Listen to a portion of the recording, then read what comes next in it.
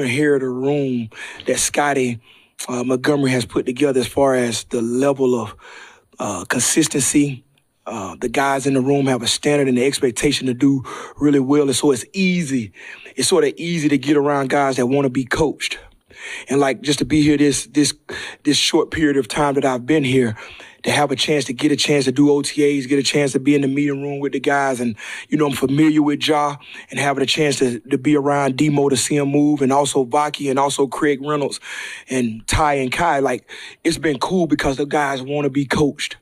And for me, coming into a room that you inherit where the guys have held a standard and the expectation, where Scotty have done a hell of a job with them, you have to try to find every single avenue to coach them to get better, because that's the job that I have to do.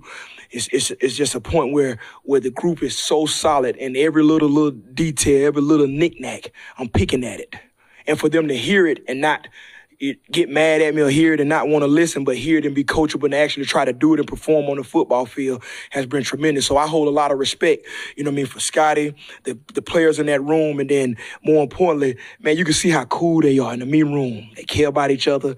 If somebody don't do something right, they tell each other. So I have a lot of coaches on the football field that know how to do things the right way. It's pretty cool. You got eyes on Jahmyr, kind of early in his development.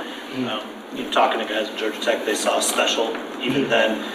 Is there anything about the levels he's already reached as a professional that has surprised you? Yeah, he way better than I was. I can tell you that much. It's funny, man. I said I could sit here and, to be honest with you, I could sit here and tell you the truth. When I saw Ja first play in person, me and my friend go up to a game, and he ran the first run, and my friend just did me like this in the crowd, like, get out of here. And I kept looking at other running backs. He's like, nah, none of them better than him. And so having a chance to watch him from afar for these last 3 years, and every single week because of Shep and because of Ja, I kept wanting to watch the Lions games and to see him progress, to see how smart he is. I always, I tell him he's one of the smartest running backs I've ever coached. He's just a natural football player. You tell him something, he understands it, he gets it right now. You don't have to coach him over and over again on football stuff. It's easy to him. And so having an opportunity to get around him now, coaching, I'm going to be harder on him even more. The same way, like I tell him all day, like, zero, he can't do anything right on the field. But Jahmyr Gibbs, I love. Same thing with David Montgomery. Like, when they're on the football field, they're the player, not the person. I'm coaching them to get better. When they off the field, I try to get used to them as a person, to see what makes them go, what makes them tick. And a lot of them I understand, Ja, of course, I have a relationship with. But it's the same thing with Demo, it's the same thing with Craig and Vaki, because they got to know that first I care about them more than the game. And if you get players to understand that, it's about your actions, not about what you say, it's about what you do. And so it's been pretty cool to be around him. But for him, the sky's the limit. I'm going to push him. I'm going to push him like no other, though. I have to. What was it about him? Because I talked to his high school coach and then Brent Key at Georgia Tech, and they both said you were always the guy that was saying, this guy's a running back. Don't move him to DB. Don't do nothing like that. What was it about him? It's one thing, I'm thankful that I had guys when I interned, when I coached, I got around dudes that was able to teach me characteristics, things to look for, movement, and when you see it. And it's like, when you see a running back and he's a dude, it don't take you long. It ain't like you got to watch a movie and it's the Titanic and you got to wait till the water come. This thing right off the top, when it's coming. So it's like, when I saw him, you knew it. The schools that wanted him as a DB, I was so happy I ain't have to go against them. I'm at Georgia Tech, I ain't have to recruit against them. But to understand, to see it, when guys move and you can just see how he worked. And the fact that he could play DB let you know his movement. We put him on punt team, he could be a gunner. I saw it at Georgia Tech. He was really, really good athlete, and he just loved football. But when you watched him, his ability to make people miss, to see the field, to make the second and third defender miss without even looking at him. Those are qualities I learned from people in organizations of, high-ranking people that recruit and draft guys. And I sat down when I was with the Cowboys. I had to sit down and learn how to look at each individual player and even my own self. Why wasn't I drafted as high? Why was this guy drafted? It makes you think more about yourself. And so learning to see what, the characteristics, it was easy for me with Ja. How would you describe your relationship with Shep, and how far back does that go? That's my dog. I call him Shep Dog, a.k.a. Bruce Leroy. That's my buddy. It's funny, man. I tell y'all this, man. Y'all don't understand how close we really are. And it's so cool because I talk to Shep every day, even when I was, you know what I mean, at Texas or at Georgia Tech, I talk to Shep every single day. So to see his journey on the coaching, when he got into coaching, because he got into coaching after I did, and to see him and to have an opportunity to come up here and Coach Campbell give him an opportunity to come up here to coach Detroit and just watching him as a linebackers coach and now watching him as a defensive coordinator, you can see his intent. You can see his development as a football coach. And me from afar, you love to see that. And so that's one of the things that drew me in here because I seen one of my closest friends who start from ground zero to see where he's at right now. It's the coolest thing alive, man. And so I'm excited for him because I know how he's built and I know what he wants to prove for himself. You know what I mean? I know how good he relates to the players and the coaches and everybody loves Shep Dog. So it's pretty cool to watch him, man. That's my buddy. We both from Atlanta, played with the Bills, played with the Colts together. We talk every single day, and so you build a relationship with guys, and that's one of my dudes that I'm really, really locked in. He like family to me. When did you know you wanted to be a coach, and could you feel yourself developing into that role, like even towards the end of your playing days? You know what's funny is you mentioned that I was trying to get into broadcast and I was doing like radio, you know what I mean, about to do TV. And I realized how hard it is, what y'all do. I got a lot of respect for you.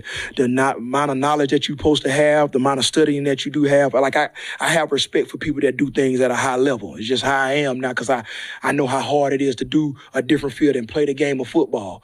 And so I'm doing media, and then John Kittner, who's one of my mentors, in summer they couldn't coach the team on 7-on-7.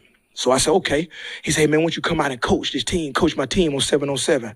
I go the first day, and the first day I get there, I tell one of the kids, I say, hey, man, my coach used to tell me to work on something once a day. Pick a part of my game to get better at. And so he was like, all right. And so the next week, Kittner said, man, they loved you. The kids loved you being out there. Could you come again next week? And I came out next week, and that kid found me. As soon as I came to the field, he was like, Coach. He's like, I'm going to work on catching the ball all the way in. That kid ended up being Jalen Rager, first-round draft pick. And so lit up. And it's hard because a lot of coaches tell you, hey, man, don't coach unless you really want to because it's strenuous. You're not around your family. You travel a lot. But, man, to be a servant to kids and starting in high school where you're working for free, to really see if you really want to develop and have to develop kids to even get the ball a certain way, the handoff a certain way. It struck me, and since that day I've been bitten. Like I'm sick to my how I am as a coach because every time I watch a run, I see the negative parts of it. And when I watch games, I'm always getting on them about little things. They can rush for 200 and some yards, and when they come in there with me, it's gonna be like, oh man. Because it's how it is. I always was taught, don't think so highly of yourself. Praise and criticism, you treat them the same. You value neither nor. And so I learned that as a young football player. So I try to keep my players like that, to keep them humble. And I had a good group of kids that I've coached. And now being here, man, it's been a blessing, to be honest with you. You and Shep both have a lot of energy. How do you think your friendship has maybe helped you guys stay on the track to get to where you are now? One thing, it's funny, when you become a football player to a coach, you learn a lot about self-discipline by doing things when nobody's watching. And it's probably the strongest form of self-love you can have is by disciplining your own self of bad habits or doing things the right way when nobody's watching. The one thing me and Shep, we hold each other accountable to that. If he's not doing something or he's doing something great, it just pushed me to do more. And vice versa. And then if I'm wrong, he'll tell me, and it's crazy when you got somebody you care about that know all they're trying to do is just get you better. When they say something to you, it's not negative. Same way when Scotty Montgomery, I sit up here and every single day I'm learning to be an NFL football coach. It's not a detail he's going to coach me on, go over with me. Every single day, the whole staff, Hank, it's Coach Johnny Moe, Coach Shaw, everybody, Brew. It's so cool. Self, I don't want to leave any of them boys out. Steve-O, it's so cool to be around them because they're so smart to me. And for me to be here to learn, because I want to learn. My biggest thing is to grow and progress. I think that's the biggest thing I could do as a coach is to get better every year, just like I was as a player. And so that's what I try to do, and it's been cool, to be honest with you. I'd like banter should we expect between you and Shep during training camp? Oh, I'm gonna talk trash. You gonna think we don't like each other. I may fight him, but it's all good. But it's all like it's funny when you in them lines. Oh, I hate them. I hate every defensive player on the team, but I love them at the same time. You know what I mean? So it's like, but you will see like that's how we are. That's the pushing part because we know when the going gets tough, they gonna need that. That my players gonna want to feed off of me, and I'm gonna feed off of them, and he's the same way. So our characteristics on how we are with our players pretty similar. Obviously, you're going to know more about him once you hit the field with pads and all that sort of stuff. Yep. But for someone still learning the position, can you kind of give us some insight into where he's at mentally? You know what? I'm very impressed by him right now. Having a chance to have him in OTAs, his quickness, his suddenness. He works extremely hard. I know how well he does. He's done this last year on teams, talking to Phil a lot, and I'm back, having a chance to be with the returners and seeing him move and his movement and watching tape. But it's something God can play. And to me, I think he's still like putty where you can form him to be the player you want. But the fact that he has Demo, he has guys that do things the right way, he's in a position to really succeed. And him and Craig, how well they work together, it's going to be interesting to see how well he does because he has it in him. He has the speed, he has the quickness, and he has to tune some stuff in on his game. But the fact that he's coachable and he listens, and then he works at it. And so for me, it's my job to get him better. And then it's his job to want to get better. And so it's like we got a real relationship with reciprocity. You know what I mean? And do you give as good as you get? And I think right now that's how we are. And so every single one of them, that's the whole thing. I'm going to give you everything I got. Just give me the same. At the end of the day, I think we'll be fine. So I'm excited, fellas. Absolutely appreciate y'all.